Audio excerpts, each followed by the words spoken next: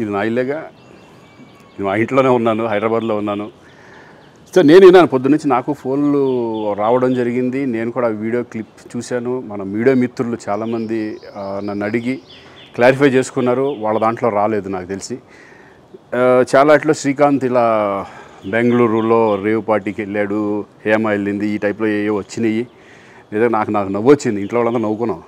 ఇదేంటిది, మొన్న ఏమో విడాకులు ఇచ్చి పిచ్చేశారు నా భార్యతో, ఈరోజేమో రేవ్ పార్టీలకి వెళ్ళాడు అని వచ్చేసినాయి. కానీ ఒకటి, వాళ్ళు కొంచెం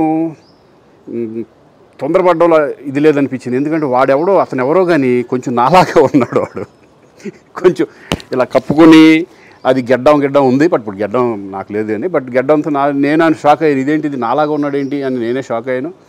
సో దయచేసి ఎవరు నమ్మొద్దు. ఎందుకంటే రేవ్ పార్టీలకి వెళ్ళే కల్చర్ నాది కాదు, పబ్ కల్చర్ మనిషిని కాదు నేను.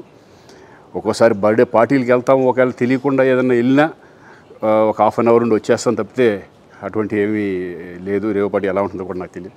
సో దయచేసి ఎవ్వరూ ఈ విషయాన్ని నమ్మొద్దు. హ్యాపీగా నేను హైదరాబాద్లో ఉన్నాను, మా ఇంట్లోనే. ఇప్పుడు మా ఇంట్లో నుంచే నేను ఇది చేస్తున్నాను. సో దయచేసి మీడియా మిత్రులందరికీ కూడా నేను చెప్పేది ఏంటంటే, ఏ విషయం కరెక్ట్గా తెలుసుకోకుండా మీరు కూడా థంబ్నైల్స్ పెట్టేసేసి, నా బొమ్మ వేసేసి రేవ్ పార్టీలో పట్టుబడ్డ శ్రీకాంత్ ఈ టైప్లో వేస్తున్నారు. కాబట్టి దయచేసి ఎవరు నమ్మొద్దు. అది అతను అలాగా ఉన్నాడు అనే ఒక విషయంలో మీరు పొరపాటు పడి ఉంటారని నేను అనుకుంటున్నాను.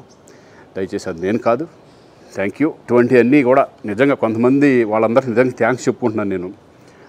కొంతమంది మీడియా మిత్రులు నాకు డైరెక్ట్గా తెలుసు కాబట్టి, వాళ్ళ ఫ్రెండ్స్ లాగా నన్ను ఇచ్చేస్తారు కాబట్టి, వాళ్ళందరూ నన్ను డైరెక్ట్గా అడగడం, నేను చూసి ఇద్దరు నవ్వుకోవడం, వాళ్ళు వాళ్ళ దాంట్లో వేయకుండా చూశారు కొంతమంది.